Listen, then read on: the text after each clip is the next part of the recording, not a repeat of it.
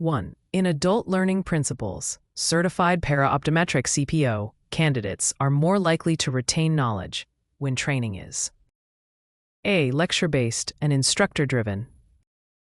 B. Self-directed and problem-centered. C. Repetitive with rote memorization. D. Focused exclusively on theory. 2. During a skills evaluation in a paraoptometric training session, the most reliable way to assess proficiency in lensometry is A. A multiple-choice written test. B. A peer-to-peer group discussion. C. A direct hands-on demonstration with observation. D. An oral interview with the instructor. 3. When designing curriculum for CPO test preparation, which approach aligns best with adult learners' needs? A. Emphasizing abstract theory over real-world practice. B. Structuring lessons around real patient care scenarios. C. Using only standardized textbooks without application. D. Avoiding case-based learning to reduce complexity. 4. A paraoptometric educator wants to improve communication when teaching ocular anatomy. Which method is most effective? A. Presenting terminology without visuals. B. Using models, diagrams, and clinical examples. C. Assigning textbook chapters only. D. Repeating the same lecture weekly. 5. Regulatory compliance in paraoptometric practice training requires instructors to A. Teach only state laws and ignore federal guidelines. B. Incorporate HIPAA and OSHA standards in instruction. C. Focus primarily on billing codes without privacy concerns. D. Skip discussions on infection control. 6. When mentoring a new CPO candidate, which technique is most effective for building confidence? A. Assigning independent patient care immediately. B. Providing structured feedback with guided practice. C. Criticizing errors without correction strategies. D. Limiting interaction to formal testing sessions. 7. An evaluation method that measures both knowledge and clinical judgment for paraoptometric trainees is A. True-false written exams. B. Scenario-based case studies. C. Vocabulary recall tests. D. Attendance tracking. 8. A common barrier for adult learners in CPO preparation is A. Limited workplace application. E. Low motivation to learn skills. C. Competing responsibilities outside study. D. Over-reliance on visual aids. 9. Which instructional strategy best enhances critical thinking for CPO test readiness? A. Memorizing flashcards only. B. Case-based problem-solving sessions. C. Passive lecture delivery. D. Isolated vocabulary drills. 10. In curriculum development for paraoptometric certification, alignment with which framework ensures consistency? A. Adult education theory only. B. National Commission on Vision Care standards. C. Job analysis and professional role delineation studies. D. Peer-reviewed ophthalmology journals. 11. When giving performance feedback to a paraoptometric trainee, an instructor should A. Focus solely on errors to prevent repeat mistakes. Balance constructive critique with positive reinforcement. C. Provide general comments without specifics. D. Delay feedback until final certification. 12. Regulatory compliance training in the CPO curriculum must emphasize A. Only state-specific billing codes. B. Infection control, patient confidentiality, and safety standards. C. Patient relations without legal concerns. D. Office efficiency rather than ethics. 13. An adult learner struggling with visual field testing technique benefits most from A. Reading theory chapters repeatedly.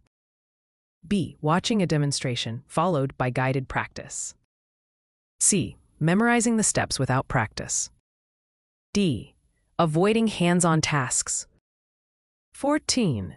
When assessing paraoptometric candidates' ability to educate patients, the best evaluation tool is A.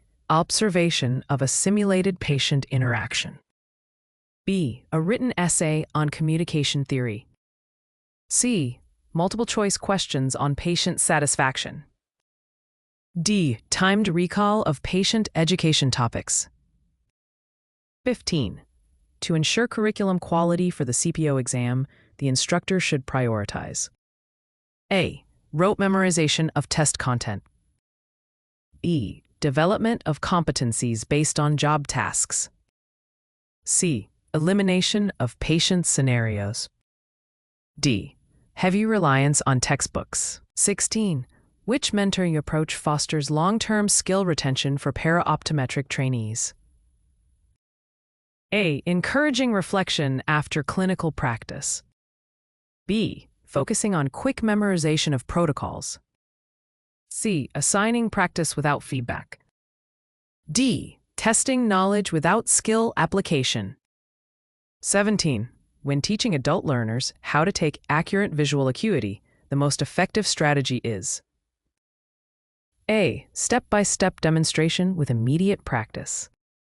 B. Assigning independent study chapters only. C. Testing without prior practice. D. Relying on written instructions exclusively. 18. Which evaluation method best identifies gaps in paraoptometric candidates' patient communication skills?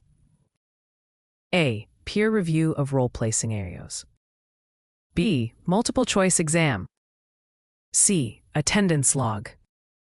D. Vocabulary test. 19. A CPO educator uses formative assessments during training primarily to A. Rank students against each other. B. Provide ongoing feedback and adjust instruction. C. Replace final examinations. D. Focus only on regulatory compliance. 20. When developing mentoring techniques for CPO trainees, which principle supports adult learners? A. Adults learn best when instruction is rigid and inflexible. E. Adults bring prior experience that should be integrated into learning. C. Adults prefer abstract theory over application. D. Adults resist self-directed learning. 21.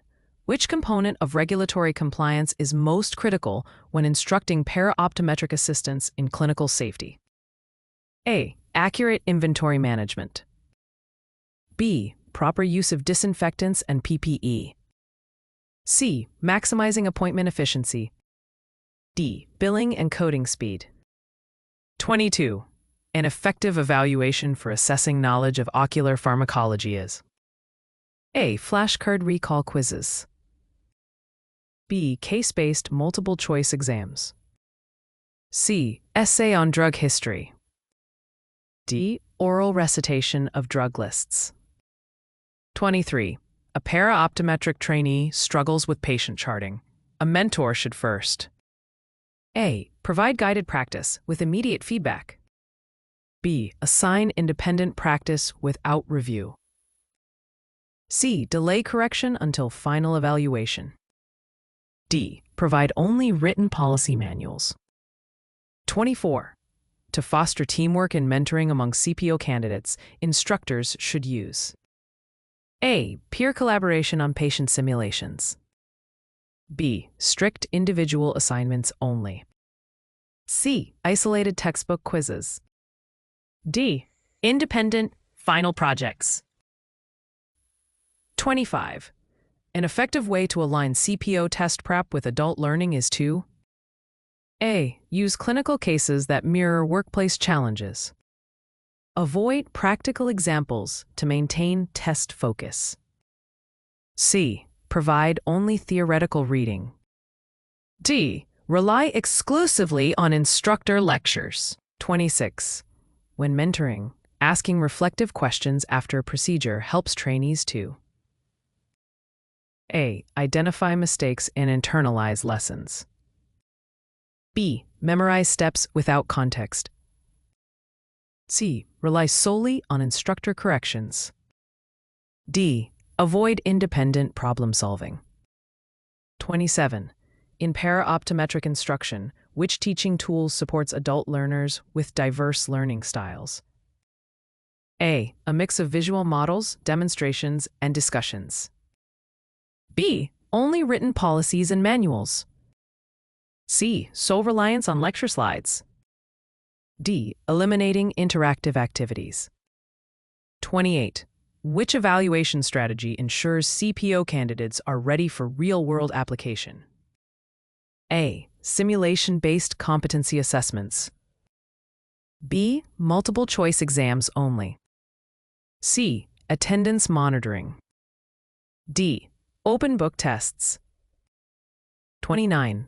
When developing curriculum for paraoptometric training, which element ensures effective learning transfer?